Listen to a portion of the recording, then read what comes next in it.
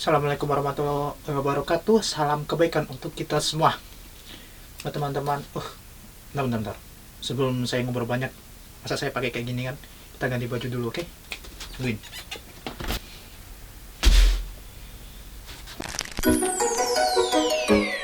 Saya udah ganti baju. Aduh, sobek celananya tadi. Celana sisa. Enggak, saya udah ganti baju, sekarang kita rapi. Kita ulang lagi. Assalamualaikum warahmatullahi wabarakatuh. Salam kebaikan untuk kita semua. Saya udah ganti baju, udah rapi, walaupun belum mandi ya kan, nggak apa-apa lah, hemat air. Kali ini saya buat video tidak seperti biasa yang buat video kalau jalan-jalan, ngasih tahu apa-apa, pokoknya kita jalan-jalan keluar karena sekarang lagi musim corona, lagi musim wabah, kita dilarang keluar kemana-mana, tidak boleh kemana-mana, stay at home, oke? Jadi sekarang saya buat video di rumah saja, duduk manis di kamar. Kali ini saya mau buat video, mungkin asalnya saya kepikiran lama, cuman belum kebuat-buat, baru sempat sekarang. Saya mau sharing. Asalnya saya pas saya setahun di Jepang, saya mau sharing, cuman saya mikir saya setahun di Jepang, sharing apa yang saya dapat? Saya belum dapat banyak, ya udahlah 2 tahun lah paling nggak, walaupun belum banyak. Setidaknya ada, insya Allah ada lah, bisa saya sharing, semoga bermanfaat. Saya mau sharing sama saya hidup di Jepang. Ada dua tema yang akan saya bahas di sini. Satu selama saya kerja di Jepang selama 2 tahun itu akan saya sharing bagaimana, dan kedua itu kehidupan di Jepang selama 2 tahun, apa yang saya dapat akan saya sharing. Mungkin ada 2 part video. Part pertama kita akan membahas selama saya bekerja 2 tahun di Jepang itu apa aja yang saya dapat, bagaimana, berapa apa aja. Kita ikutin terus videonya. Oke, kita mulai dari sekarang. Guys, halo teman-teman, halo coy-coyku. Saya akan mulai. Saya kan tadi bahas pertama, kita bahas saya kerja di Jepang selama 2 tahun bagaimana. Pertama saya akan sharing awal mula saya datang sampai sekarang ini. Banyak yang dapat, banyak hal yang saya dapat, banyak. Kita di sini ngobrol santai, oke? Kita santuy, kata korigor itu squee living, santuy. Oke, kita ngobrol dari pertama saya datang, tahun pertama, tahun kedua, dan sampai sekarang. Pertama saya datang ke Jepang, kan saya di Jepang gak langsung kerja. Di Jepang saya itu pelatihan lagi bahasa Jepang selama 1 bulan di Narita, daerah Tokyo dan sekitarnya kalau nggak salah. Di sana saya di asrama lagi selama 1 bulan. Saya datang bulan April, tanggal 10 April 2018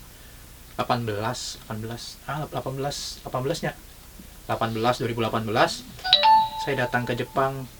10 April 2018 datang ke Jepang, 1 bulan pelatihan bahasa Jepang lagi di Narita. Terus datang ke sini, ke tempat tanggal saya, dan itu berarti tanggal 10 Mei, 1 bulan berarti 10 Mei. Dan saya mulai kerja tanggal 11 Mei nya, besoknya 11 Mei udah mulai kerja, tapi gak langsung kerja. Hari pertama saya datang ke perusahaannya, dikasih tahu, kamu di bagian sini, kan kami ada 3 orang. Saya teman namanya Olik sama Tono, kami satu angkatan 3 orang itu. Dan kebetulan kami bertiga itu di satu bagian juga, di satu bagian yang sama, itu di bagian, kalau di sini namanya Tosoka atau bagian pengecetan, bagian finishing lah, bagian yang paling sibuk. Di satu bagian. Dan hari pertama kerja, kami masih belum kerja, cuman dikasih tahu, kamu di sini. Terus hari keduanya baru kita mulai kerja, tapi belum megang barang, masih diajarin. Untungnya saya masuk itu saya gantiin senior saya, ntar saya gantiin senior sayanya pindah ke bagian lain. Nah, untungnya saya diajarinnya sama senior saya, jadi enak kan ngajarinnya pakai bahasa Indonesia, pakai bahasa kita, jadi lancar. Butuh waktu kurang lebih saya seminggu baru saya bisa kerja lancar, tapi belum lancar banget, masih banyak kesalahan yang saya buat, masih ini. Seminggu saya diajarin, terus saya dilepas. Saya udah pindah bagian, udah nggak saya sama lagi, saya kerja sendiri. sebulan, kalau sebulan pertama saya masih kacau kerjanya, masih stres lah pokoknya ya kan. Kerja sebulan pertama banyak kesalahan saya buat. Untungnya saya dapat leader yang orangnya tuh baik banget, orangnya baik banget sumpah, nggak pernah marah. Walaupun saya buat kesalahan besar mau kecil, dia nggak bakal marah. Dia cuman ngasih tahu ke saya pelan-pelan, ngasih tahu pelan-pelan, misalnya Teguh, ini salah gini, ini yang benar gini gini gini, enak jadinya dikasih tahu ya kan, dikasih tahu pelan-pelan. Jadi saya enak, jadi mengikuti jalur pekerjaan tuh jadi enak, kagak ketekan ya kan, jadi lega walaupun salah. Tapi kan setiap hari perbaikin diri. Udah bulan Mei 2018 itu, bulan Mei sebulan dah kerja, udah lancar, udah nggak ada masalah lagi udah. Dan saat itu saya pertama itu saya di Tosoka itu juga, di pengecekan saya itu ada dua jenis pekerjaan, yaitu pemasangan sama pengecekan. Yang ngecat itu kan mesin. Jadi saya pas masuk, pertama saya masuk kerja di situ, saya ditaruh di pemasangan. Jadi saya yang masang-masangin barang-barang yang mau dicat, saya masang-masangin ya kan. Saya masang-masangin nanti masuk mesin keluar itu udah kecat. Terus ada yang orang lain yang tugasnya bahan-barang yang udah dicat, dari yang udah keluar dan dicat dari mesin keluar itu kan dicekin lagi sama ada orang lain, ada anak-anak yang lain yang ngecek apakah dari pengecatan itu ada yang NG, ada yang rusak atau catatannya ada yang gitu. Selama masih bisa dibenerin, kalau enggak ya dibuang gitu. Saya kerja di di bagian yang masang-masang itu selama 1 tahun. Satu tahun saya di situ. Setelah 1 tahun saya di situ kan udah banyak hal-hal yang saya dapat. Dari untungnya juga alhamdulillah saya mendapat orang-orang dengan lingkungan yang baik, orang-orang yang ramah-ramah, yang sabar. Dan dari saya pertama bahasa Jepangnya masih kacau, mau ngomong ini susah. Jadi mereka juga pas ngomong ke kitanya itu kan tahu bahasa Jepang kita nggak lancar, nggak bagus, dia ngomongnya pelan-pelan pakai kosakata yang baku, yang kalau Indonesia kosakata yang baku, jadi yang kita pahamin. Dia ngomong pelan-pelan gitu, kayak ngajarin anak kecil kalau ngomong. Tapi ya mau gimana lagi, kalau nggak gitu kita nggak bakal ngerti kan, baru pertama datang. Berjalan waktu selama setahun saya di pemasangan, saya kerja di situ, pemasangan situ. Tahun kedua, pas di tahun kedua saya di bulan Mei juga udah pas tahun saya di situ. Tahun kedua saya dipindah ke bagian yang pengecekan. Saya dipindah pengecekan, jadi yang dulu saya masang, saya ngambil sekalian ngecek barangnya. Dan di bagian pengecekan itu ada dua jenis kalau nggak salah, dua jenis, yaitu di bagian yang barang-barang yang kecil-kecil dan barang-barang yang besar-besar. Kalau kayak saya di bagian yang besar-besar, di bagian yang kecil ini taruh yang besar-besar, kayak barang-barang propeller, diferensial, terus assembly, arm gitu. Itu yang gede-gede, saya bagian itu, saya ngecekin itu kan, cekin itu udah berat ngangkatin ya kan. Satu barangnya beratnya bisa 10 sampai 20 kilo, 30 bahkan. Tapi ya mau gimana lagi, nikmatin ya kan. Kalau nggak kayak gitu kita bakal ketekan terus. Dan di pengecekan itu saya sudah setahun pas 2 tahun, setahun di pengecekan. Saya di pengecekan ya kan, pengecekan situ kerja, belajar lagi.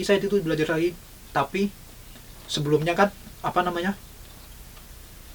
dari teman-teman saya yang terus senior saya yang udah kerja di pengecekan terlebih dahulu, katanya membutuhkan waktu kurang lebih sebulan sampai 2 bulan baru kita bisa benar-benar kerja. Tapi pas saya dipindah ke situ, karena dipindahin ke situ, saya dituntut, atau bukan dituntut ya, maksudnya bukan dipaksa juga, pokoknya saya harus bisa selama 1 minggu. Saya dilatih sama teman saya yang udah di pengecekan terlebih dahulu, dikasih tahu cara-caranya secara dasar dikasih tahu itu berapa hari doang. Habis itu minggu depannya 1 minggu itu saya udah dilepas sendiri, dan harus bisa 1 minggu itu saya harus bisa benar-benar menguasain kerjaan itu. Udahlah, bagaimana ya, udah saya pakai cara ya semangat, kita harus semangat kerja. 1 minggu udah lancar, pokoknya target kalau 1 minggu ini saya nggak ada masalah, berarti saya bisa lah ke depannya gitu. Saya mikirnya gitu. Saya kerja pelan-pelan, walaupun masih keteter, masih ngerepotin orang banyak, ya mau nggak mau. Setelah seminggu selesai kan, saya nggak ada masalah ini kayaknya nih, nggak ada hal-hal yang nggak ada masalah yang saya buat, wah berarti saya bisa ke depannya. Saya udah mikir kayak gitu, ya udah ke depannya saya lancar kerja, bisa nyantai, bisa nguasain, bisa ngontrol timing kerja gitu ya kan. Jadi ya sampai sekarang enjoy. 2 tahun sudah kerja di situ, hal yang didapat pelajaran. Satu yang bisa saya itu disiplin orang Jepang. Saya pernah hampir telat berangkat kerja. Itu saya udah bangun subuh bangun, set jam 6 apa udah makan set setengah jam sebelum berangkat saya ketiduran. Bangun tuh udah kan saya masuk jam 10.15 masuk kan. Jadi saya bangun tuh udah jam 10 kurang 10 menit. Sedangkan perjalanan dari tempat saya ke kerjaan itu naik sepeda kurang lebih 10-15 menitan. Itu set saya langsung telat langsung. Enggak, untung udah sarapan paginya kan, langsung bangun cuci muka, set enggak usah mandi, ngapain mandi anjir. Langsung cuci muka, berangkat, ganti baju, set naik sepeda tuh kayak orang kesetanan, kebut lampu merah terjang. Enggak mikirin ada polisi. Udah terjang kebut, udah naik sampai sana. Udah sampai sana langsung ganti baju di locker kan, ganti baju set langsung aku lari langsung. Pas untung sampai sana itu sampai sana pas lagi briefing atau namanya core, kalau di sini namanya core lagi briefing kan, sebelum kerja lagi briefing. Untung belum mulai briefingnya kan, langsung lari ngos-ngosan sampai sana. Anjir, bang tau diketawain sama bos gua. Anjay, malah diketawain orang ngos-ngosan, diketawain. Ya untung nggak telat, masih ada waktu kurang lebih 5 menit. Soalnya kalau di perusahaan saya nih, kalau ada yang telat itu nggak dapat lemburan. Jadi 8 jam doang kerja, nggak dapat lemburan. Jadi kalau saya telat saya nggak dapat lemburan ini. Ya udah, jangan sampai telat lah, dikebut sebisa mungkin. Untung kurang 5 menit sebelum masuk. Syukurlah jadi nggak jadi telat. Kalau telat sih belum pernah, cuma hampir telat udah sering. Tapi sekarang udah nggak pernah sih, alhamdulillah. Apalagi yang saya dapat ya 2 tahun di Jepang kerja ya. Kalau di Jepang, di perusahaan saya, mungkin perusahaan lain juga sama, cuman kan kalau di perusahaan saya terutama di bagian saya itu setiap ganti musim pasti sebelum liburan itu ada acara pesta gampangnya. Misalnya sekarang musim apa nih, sekarang musim semi, ntar pas ganti musim panas, kan pas sebelum liburan musim panas itu 1 minggu atau 2 minggu sebelum liburan musim panas itu kami satu bagian pengecetan itu, satu bagian semua dari bos sampai bawah-bawahan semua, karyawan semua, satu bagian pengecetan doang. Itu ngadain acara makan-makan. Biasanya malam minggu makan-makan. Ntar kami yang kayak kami gini Jisusei anak magang dijemput sama bos, sama mereka pakai mobil dijemput. Kami makan-makan di rumah makan. Tapi orang-orang Jepang, karena orang-orang Jepangnya udah tahu kami nggak minum alkohol, nggak makan babi gitu kan, mereka nyediain sesuai yang kita makan. Tapi mereka tetap ya, mereka mabuk, namanya pesta mabuk gitu. Terus makan selesai paling jam 10 jam 11 balik, 10-11 malam balik udah. Terus kalau yang biasanya pesta besar-besarannya itu perpindahan musim panas ke musim dingin, itu yang namanya Bonenkai. Biasanya Bonenkai itu kan dari pindahan musim panas ke musim dingin. Sebelum liburan musim dingin lagi makan lagi. Nah itu biasanya besar-besaran di situ, pestain di situ besar-besaran. Biasanya semua perusahaan sih di Jepang bisa kayak gitu. Pesta besar-besaran, di situ pada mabuk, orang Jepang pada mabuk, pada apa gitu. Pulang-pulang biasanya banyakkan orang Jepang pulang-pulang pada gitu. Ya enggak lah. Tapi kalau kami kan, mereka tahu kami enggak, jadi kami sebelum mereka ngeterusin hal-hal yang kayak gitu, mereka ngantar kami pulang dulu gitu. Tapi kadang ditawarin mau ikut enggak lah gitu kan. Ya udah, pulang diantarin pulang udah gitu. Udah sih gitu. Apalagi ya saya dapat sih. Kalau masalah gaji nanti lah. Enggak, saya malas bahas gaji. Masalah gaji saya nggak mau bahas gaji. Apalagi ya, apa sih saya dapat selama kerja? Disiplin. Kalau secara itu saya dapat kedisiplinan. Terus ya kalau kerjasama sih, kalau orang-orang Jepang dalam bekerja, orang-orang Jepang dalam bekerja ya gimana ya, mau bilang bagus ya nggak bagus-bagus banget, malah bagusan orang-orang kita kayak orang-orang Indonesia ini. Mau bilang nggak bagus tapi mau gimana tuh ya, dia sama ke orang Indonesia, ada yang bagus, ada yang enggak gitu, ada yang rajin, ada yang enggak, itu sama, ada yang malas-malasan juga ada gitu, sama lah, namanya orang kan, sifat orang gitu dalam bekerja gitu. Cuman biasanya kalau orang Jepang kerja bukan sesuai dia, bukan apa ya, bukan karena dia nyari duit sih menurut aku, tapi nggak tahu ya kalau yang lain. Soalnya di bagian saya sendiri, orang Jepang yang kerja di bagian saya itu gonta-ganti, ada yang cuman baru seminggu kerja udah keluar, baru sehari 2 hari kerja keluar, sebulan 2 bulan kerja keluar gitu. Kayaknya mereka kerja itu nyari kenyamanan, nggak terlalu mikirin gaji ya gaji mungkin juga mikirin kan, jadi nyari kenyamanan. Selama dia kerjanya nyaman, enak, pasti dia tetap bertahan gitu. Tapi selama dia kerjanya walaupun gajinya gede kagak nyaman, dia pasti banyakan keluar gitu sih. Soalnya saya sering lihat kayak gitu, orang-orang yang Jepang yang kerja di saya itu apa ya, jarang pada nggak betah, orang Jepang pada nggak betah kerja gitu. Soalnya di Jepang katanya sih, di Jepang itu nyari kerjaan gampang. Kalau kayak di kita Indonesia, orang-orang kita ya, orang-orang kayak kita ini butuh kerjaan, jadi kita yang nyari-nyari. Kalau orang di sini Jepang, perusahaan yang nyari orang-orang gitu. Jadi ya gitulah, banyak orang Jepang yang keluar masuk gampang, kerjaan gitu gampang. Dan kalau di bagian saya orang Jepang nggak ada kayaknya, nggak ada orang Jepang di bagian saya. Ada sih, ada leader doang, atasan saya. Kalau yang kerja kayak saya, karyawan biasa ini, sedangkan di bagian saya aja yang orang Indonesia itu udah ada 7 orang. Terus ada orang Filipina, orang Brazil, orang Jepang ada juga 1-2, kebanyakan orang Jepang 1-2 doang. Kalau yang kerjaan biasa, kalau atasan saya, leader saya gitu, orang Jepang. Kalau yang kerjanya kebanyakan orang asing. Soalnya orang Jepang banyak keluar masuk ya gitu ya. Orang Jepang yang penting mereka kerja nyari kenyamanan. Kalau mereka anggap gue nyaman kerja di sini, ya udah betah. Kalau nggak nyaman ya udah keluar cari kerjaan yang nyaman lagi.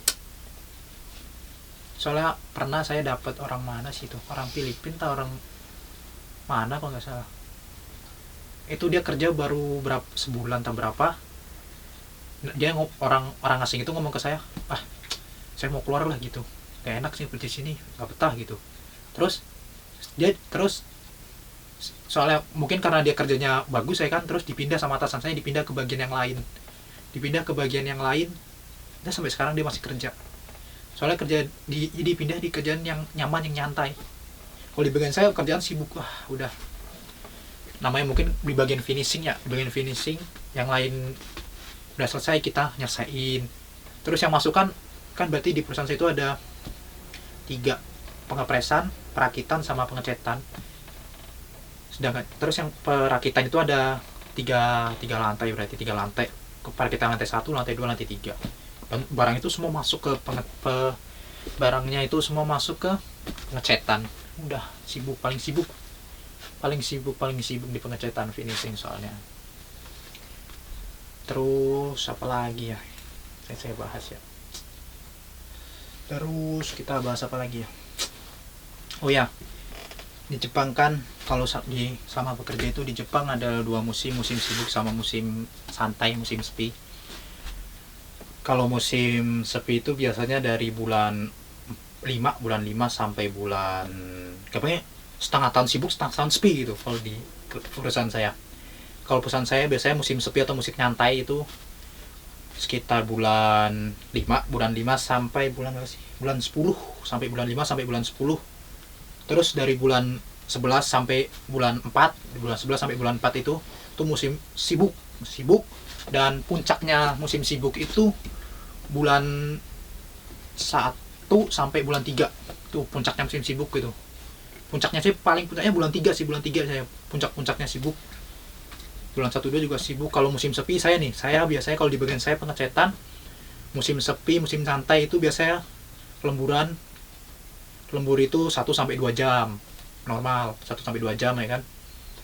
Kalau musim sibuk full setiap hari 3 jam lembur. Jadi saya pernah lembur selama 1 bulan itu, lemburan 1 bulan, saya 1 bulan saya ngelembur itu, dan nggak ada libur, kerja terus, minggu minggu masuk, malam minggu masuk. Itu saya dapat lemburan itu 98 jam 1 bulan setiap hari. Kalau si pagi setiap hari 3 jam ya kan, setiap hari 3 jam, Sabtunya masuk. Sabtu masuk itu, kalau Sabtu kan harusnya libur, masuk 11 jam. Hitungannya lembur 11 jam. Terus kalau shift malam biasanya kalau nggak malam minggunya masuk, hari minggunya masuk. Kalau nggak malam minggunya, hari minggunya pokoknya tetap masuk. Tapi biasanya kalau shift malam sih, kalau malam minggunya paling 4 jam 6 jam, kalau hari minggunya juga paling 4 jam 6 jam gitu, nggak full.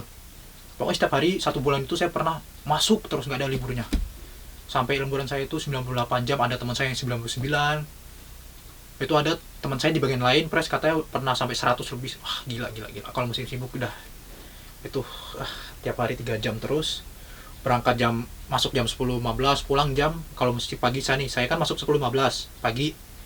Saya kalau lembur 3 jam, pulang jam 10.15 malam, itu baru selesai. Sampai rumah paling nggak setengah 11 malam ya kan, setengah 11 malam pulang, set, baru duduk ya kan, makan mandi, sholat.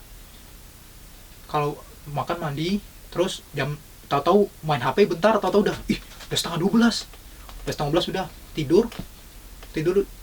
Kalau musim sibuk, saya musim sibuk tidur nggak pernah cukup, tidur 4 jam sampai 5 jam doang saya kalau musim sibuk. Nggak bisa sampai 6 jam sampai 8 jam, nggak bisa, bukan nggak pernah malah. Soalnya saya tidur jam 1 malam, kadang jam 2 malam itu tidur, bangun subuh udah bangun, udah nggak bisa tidur lagi kalau saya. Apalagi pernah saya tidur jam 4 subuh, saya tidur jam 4 subuh, 4 kan jam 4 tidur, subuh bangun udah nggak tidur lagi. Tidur berarti cuma tidur sejam 2 jaman, tidur sejam 2 jam, kerja 12 jam. Gila, pernah saya ngalamin itu karena ada salah karena ada suatu problem sih, karena ada suatu problem yang ya gitulah, namanya hidup yang nggak lurus, pasti ada lika-liku hidup ya kan, ya nggak, lika-liku hidup gitu ya gitu. Kalau musim sibuk ya sibuk kalau saya pribadi sibuk, kalau musim sibuk saya kurang tidur banget, pasti kurang tidur pasti. Dan kalau sekarang udah musim sepi, udah bisa tidur cukup lah, soalnya kan lembur sejam 2 jam gitu. Kalau nggak lembur sih di bagian saya sendiri, di bagian pengecetan, jarang banget nggak lembur, pasti lembur aja, walaupun sejam 2 jam lembur aja, walaupun gak ada kerjaan dilemburin sejam, ngapain, bersih disuruh bersih ya. Kalau kayak sih ya nggak apa-apa lah gitu, lumayan kan, lembur sejam 2 jam bersih doang kan, nggak capek. Terus saya punya pengalaman, saya kerja selama 2 minggu full, saya kerjanya cuma bersih doang, saya 2 minggu. Soalnya kenapa kan, pas saya masih di pemasangan, kerja di pemasangan ya kan, itu yang saya partneran sama orang Jepang. Nah terus pas saya lagi kerja tuh kan, yang lawan shift yang satu lagi itu lawan shift saya itu kok tiba-tiba masuk di shift saya, yang katanya kan udah jarang masuk, udah nggak pernah masuk orangnya kan, kirain udah keluar kan, atau masuk kerja di shift saya kan. Jadi apalagi tuh orang Jepang pasti jarang ada yang mau disuruh bersih tuh, jarang. Tapi jarang disuruh juga, pasti orang-orang kita Indonesia gitu yang disuruh, kalau bersih orang kita yang disuruh. Ya mungkin karena tahu kita butuh duit. Ya itu saya, terus dia masuk kan 2 minggu dia masuk. Jadi dia gantiin saya jadi kan gak ada kerjaan ya kan, udah saya disuruh bersih aja. Saya berangkat kerja dari pagi sampai 8 jam kerja sih, pas jam lemburnya saya baru kerja. Yang orang Jepang itu baru kerja gantiin saya gak ada kerjaan, saya disuruh bersih setiap hari selama 2 minggu full. Saya kerja cuma bersih doang. Kapan lagi jadi tukang bersih, sehari dibayar 1 juta aja, sehari dibayar 1 juta, tukang bersih di cleaning service kayak OB dibayar 1 juta sehari. Bersih bersih ya, pokoknya ada yang saya bersih bersihin, disuruh ini besok ini sehari yang 2 minggu full itu saya bersih bersih doang. Pengalaman yang membuat saya harus sabar. Udah kesel ya kan, yang buat masalah siapa yang kena siapa, ya mau gimana lagi dah. Gak apa-apa, namanya kita di sini juga tamu, kita bukan tuan rumah ya, harus menghargai, harus sabar. Kalau kita nggak sabar, kita buat masalah, selesai. Efeknya bukan di kita doang, efeknya ke junior kita yang akan datang, efeknya ke lingkungan kita juga, efeknya ke teman-teman. Jadi mau nggak mau kita harus turunin ego, emosional kita harus dikendorin dikit, ya nggak. Terus apa lagi ya pengalaman?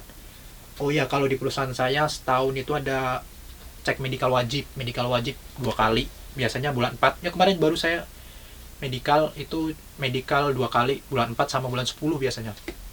Bulan 4 sama bulan 10 itu wajib cek medical. Terus apa lagi sih? Oh, yang segitu tadi. Itu aja mungkin, semoga bermanfaat lah.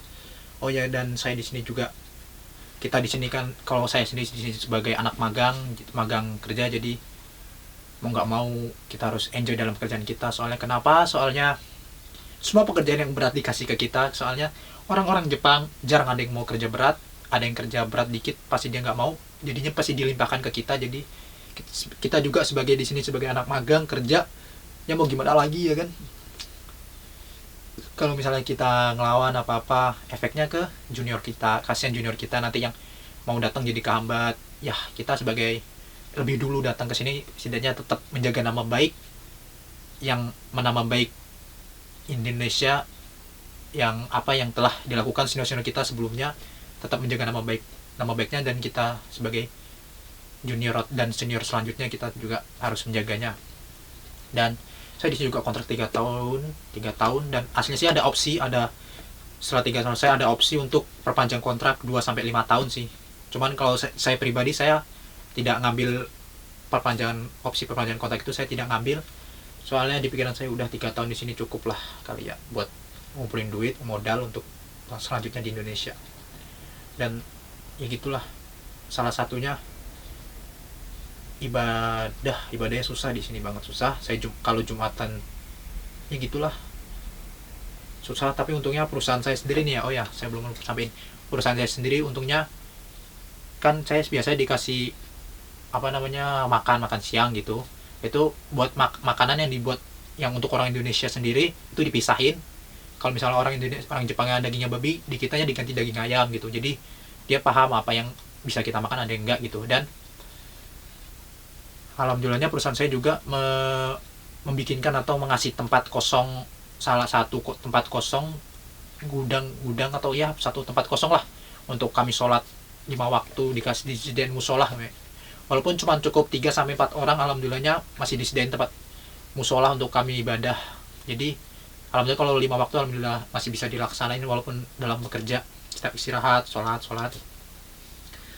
Dan kalau puasa juga di perusahaan kami alhamdulillah dikasih toleransi untuk berpuasa. Soalnya banyak kan kayak teman-teman saya ada yang dari perusahaannya dilarang banget untuk berpuasa, jadi mereka hanya bisa berpuasa ketika hari libur doang.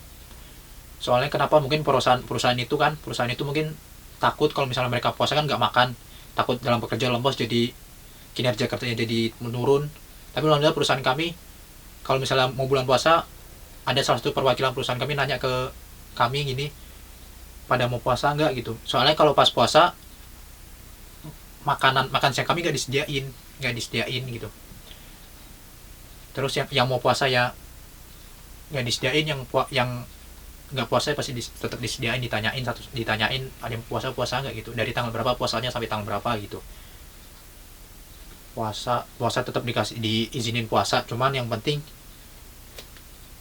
kita salah dari kami sendiri, yang penting puasa boleh, kalau misalnya udah nggak kuat jangan dipaksain, daripada ada hal yang tidak diinginkan gitu ya gitu. Soalnya biar kalau misalkan kita memaksakan untuk puasa sedangkan daya tahan tubuh kita tidak kuat, pingsan, ada masalah, jadi nantinya perusahaan kita tidak ngizinin lagi kita puasa. Ya kasihan, gak enak sama senior sebelumnya yang terus mertahanin hal ini kan, dari dulu dari senior saya sebelumnya udah mertahanin ini. Jadi kita juga, dan jadi yang kuat puasa, kalau nggak jangan paksain, udah batalin aja gitu. Jadi enak lah kalau puasa. Cuman gak enaknya kalau pas idul hari raya susah ngerayainnya, hari raya ngerayainnya susah. Soalnya kenapa? Kalau hari raya tetap nggak dikasih, misalnya hari raya nggak diliburin, tetap kerja. Saya datang bulan Mei, baru datang ya kan, bulan depannya udah puasa, terus lebaran. Tuh, lebaran dan puasa pertama saya tanpa keluarga. Berat. Dan ditambah berat pokoknya. Saya sedih banget. Terus pernah pas itu juga puasa dan lebaran saya pertama tanpa keluarga, itu di malam lebarannya malam takbiran saya kerja itu. Malam takbiran, lihat HP, lihat sosmed, teman saya pada nge-share pada takbiran gitu, jalan-jalan. Saya malam takbiran saya kerja gitu, saya di kerjaan, mainan barang saya ya, untuk menghibur saya sama partner saya kan senior saya menghibur diri dengan takbiran sendiri, pukul-pukulin barangnya, takbiran sendiri. Terus besoknya hari lebarannya juga kerja. 2 tahun itu saya hari lebarannya kerja. Dan puasa dan lebaran tahun ini, kalau emang bener lebarannya pas hari libur, alhamdulillah saya, kalau wabah corona ini belum selesai, mungkin saya bisa sholat id. Saya nggak bisa sholat id pas itu, kerja terus, pas hari kerja terus. Jadi ya mau nggak mau lah, nggak apa-apa 3 tahun doang kok. Ntar kalau udah pulang kan udah bisa ngejalanin seperti biasa. Mungkin semoga yang saya sharing ini bisa bermanfaat bagi yang menonton, bisa ada hal yang bisa diambil, semoga aja. Intinya gini, kalau saya punya punya slogan, bukan slogan sih, punya prinsip hidup saya sendiri kalau bekerja. Saya selalu gini, jadikan jadikan pekerjaan kamu adalah sebuah hobi, sehingga kamu bisa nyaman dalam melaksanakannya. Kalau dibilang tertekan banget kalau jadi di sini, tertekan. Soalnya apa-apa semua kita yang lakuin. Soalnya orang Jepang jarang ada yang melakukan hal-hal yang berat, kerja yang berat jarang. Pasti dilimpahin ke kita semua yang kerjaan, sedangkan gaji kita yang paling kecil di antara mereka. Tapi mau gimana lagi kan, kita juga di sini kerja sebagai anak magang, kerja magang gitu. Kontrak cuma 3 tahun, ya udah nikmatin. Pertama saya tertekan banget, rasanya pengen pulang gitu. Tapi ya saya langsung buat prinsip dalam diri saya sendiri, jadikan pekerjaan kamu adalah sebuah hobi, sehingga kamu senang dalam melakukannya, sehingga kamu tidak ngerasa tertekan dalam melakukannya. Ya gitulah. Jadi enak, enjoy. Sukailah pekerjaanmu sehingga kamu bisa nyaman dan kamu tidak pernah menyesal hal-hal yang kamu dapat dari pekerjaan itu. Gitu mungkin yang bisa saya sampaikan. Semoga bermanfaat sharing saya tentang pekerjaan saya selama 2 tahun di Jepang ini. Oke? Ya mungkin itu udah kali ya hal yang bisa saya sharing. Semoga bermanfaat, semoga ada yang bisa diambil hal apa yang bisa saya sharing ini. Oke, semoga bermanfaat buat kalian semua, coy, brother-brotherku. Assalamualaikum warahmatullahi wabarakatuh.